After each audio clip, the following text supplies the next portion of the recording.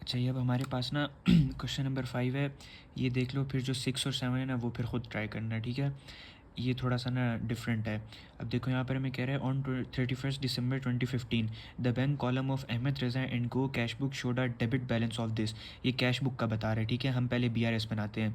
The monthly bank statement return up to 31 December showed a credit balance of 36,200। ठीक हो गया।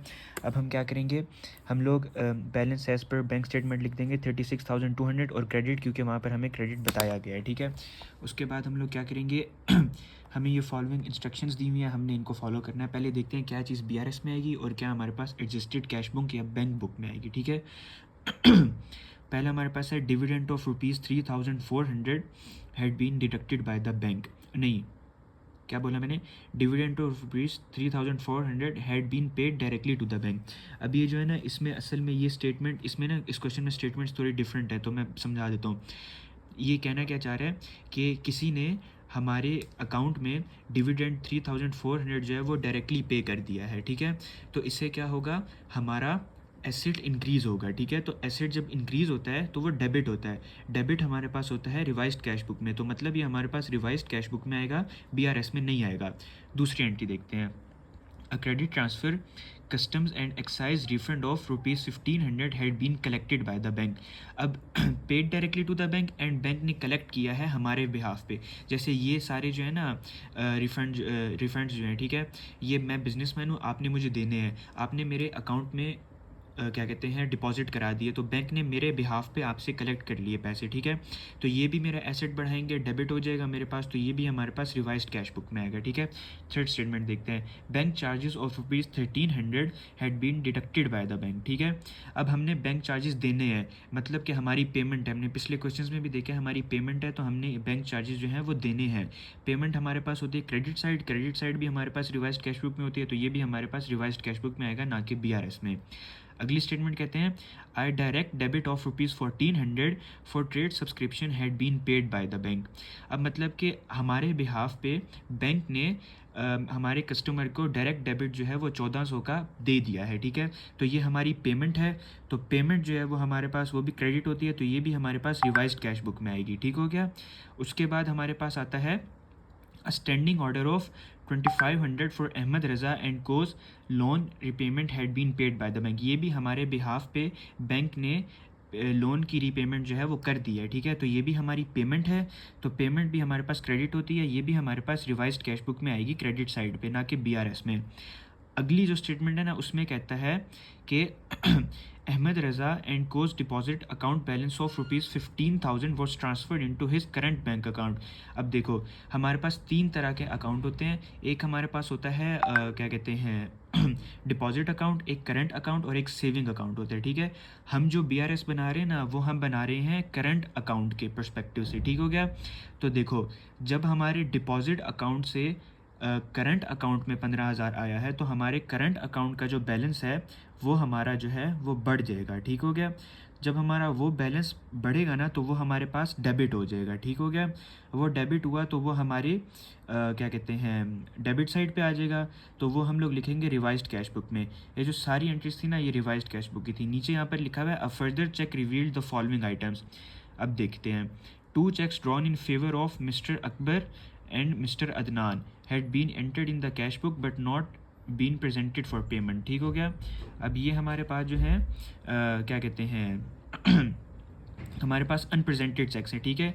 3,500 और 3,000 को प्लस कर देंगे तो हमारे पास 6,500 आ जाएगा, और ये हमारे पास अनप्रेजेंटेड चेक्स हैं, इसको हम लोग BRS में लिखेंगे, क्योंकि हमने पढ़ा था BRS में हम लोग अनप्रेजेंटेड चेक्स, अनक्रेडिटेड चेक्स और एरर्स लिखते हैं, जो कि बैंक की तरफ से होते हैं। तो अनप्रेजेंटेड चेक्स हमारे पास हो जाएंगे 6,500 के, और ये हमारे पास हो जाएंगे डेबिट। उसके बाद हमारे पास है cash and cheques amounting to ₹5,000 had been paid into the bank but were not credited by the bank. Bank की गलती है, ये अनक्रेडिटेड चेक है, तो इसको हम लोग क्रेडिट कर देंगे 5,000 को, ठीक हो गया। अब यहाँ पर हम देखते हैं, balance as per bank statement हमारा था 36,200, ठीक हो गया। अनप्रेजेंटेड चेक्स अभी हमने देखा 6,500, दोनों को प्लस करके तो ये डेबिट हो गया, दोनों को माइनस करेंगे 29,700 आ जाएगा। बड़ी वैल्यू क्रेडिट है तो हमारे पास बैलेंस क्रेडिट आ जाएगा। फिर हमने देखा अनक्रेडिटेड चेक्स, जो कि हमारे पास अभी हमने देखा था 5,000 थे, यहाँ पर 5,000, ठीक है। अनक्रेडिटेड चेक्स को हम लोग क्रेडिट कर देते हैं, तो देखो दोनों क्रेडिट हैं, दोनों को प्लस करेंगे 34,700 आ जाएगा। आना हमारे पास क्रेडिट चाहिए लेकिन उसका उल्टा कर देते हैं क्योंकि ये आखिरी स्टेटमेंट है हमारे पास BRS की, तो डेबिट हो जाएगा। यहाँ पर देखो बैलेंस ब्रॉट डाउन हमारे पास हमें गिवन था 20,000, ठीक हो गया। यहाँ पर हमने 20,000 लिख दिया क्योंकि डेबिट लिखा था। फिर उसके बाद जो मैंने बताया था ना डिविडेंड पेड, डिविडेंड जो है वो हमारे अकाउंट में डायरेक्टली हमारे कस्टमर ने पे कर दिया था, तो हमारा एसेट बढ़ गया, उसको हम लोग डेबिट साइड पे लिख देंगे, ठीक हो गया। उसके बाद कस्टम्स एंड क्या कहते हैं excise fund, customs and excise fund किसी ने हमें देना था हमारे बिज़नेस को, तो वो हमारे बैंक ने डायरेक्टली कलेक्ट कर लिया उनसे, जिसकी वजह से हमारा एसेट और ज़्यादा बढ़ गया 3400 ये 1500 से, तो हम लोग उसको भी डेबिट साइड पे लिखेंगे। फिर हमारे पास था ट्रेड फ्रॉम डिपॉजिट। अब ये वाली आखिरी वाली है, देखो इसमें कैसे हम लोग करते हैं कि अहमद एक बिजनेसमैन था, उसने अपने डिपॉजिट अकाउंट से करंट अकाउंट में पैसे ट्रांसफ़र किए, ठीक है। उसका डिपॉजिट अकाउंट का बैलेंस तो कम हो गया, ठीक है, लेकिन वो हम यहाँ पर क्यों नोट नहीं करेंगे, क्योंकि हम लोग ट्रेड क्या कहते हैं हम लोग बना रहे हैं करंट अकाउंट के पर्सपेक्टिव से BRS को, ठीक है।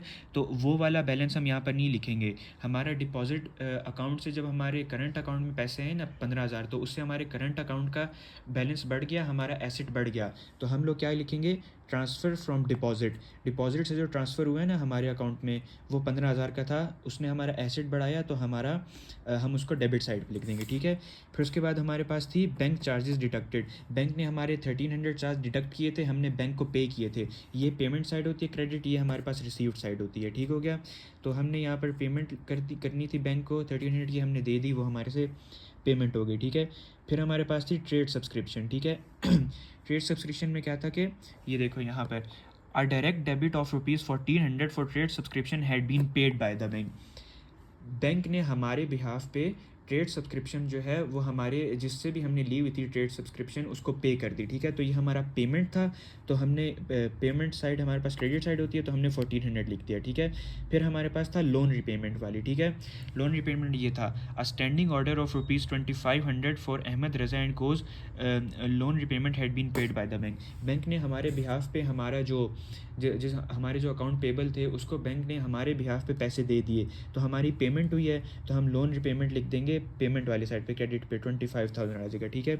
ये साइड बढ़िया, इसका टोटल क्या 39,900 आ गया, इसको यहाँ पर लिखा, इस साइड को टोटल किया और 39,900 से माइनस किया 34,700 आ जाता है, दोनों सेम आ रही हैं। यहाँ पर हमारे पास डेबिट है, ये भी हमारे पास डेबिट है, लिखा क्रेडिट साइड पे है लेकिन शो ये जो है डेबिट साइड को करे जैसे हमने पढ़ा था। और जो फ़र्क होता है ना बेसिकली हमारे पास डायरेक्ट ऑर्डर और स्टैंडिंग ऑर्डर में, वो मैं बताता हूँ एक मिनट। डायरेक्ट ऑर्डर जो होता है वो हमारे पास होता है फ़िक्स नहीं होता हमारे पास, ठीक है। डायरेक्ट डेबिट जो होता है, डायरेक्ट डेबिट हमारे पास फ़िक्स नहीं होता है, ठीक है। और स्टैंडिंग ऑर्डर जो हमारे पास होता है वो हमारे पास फ़िक्स्ड होता है, मतलब कि डायरेक्ट डेबिट में ना बैंक जो है या हम जो है वो वैल्यू चेंज कर सकते हैं अमाउंट, लेकिन स्टैंडिंग ऑर्डर में बैंक या हम लोग जो एक हमारी जो अमाउंट डिसाइडेड होती है उसको हम लोग चेंज नहीं कर सकते, बस ये फ़र्क होता है।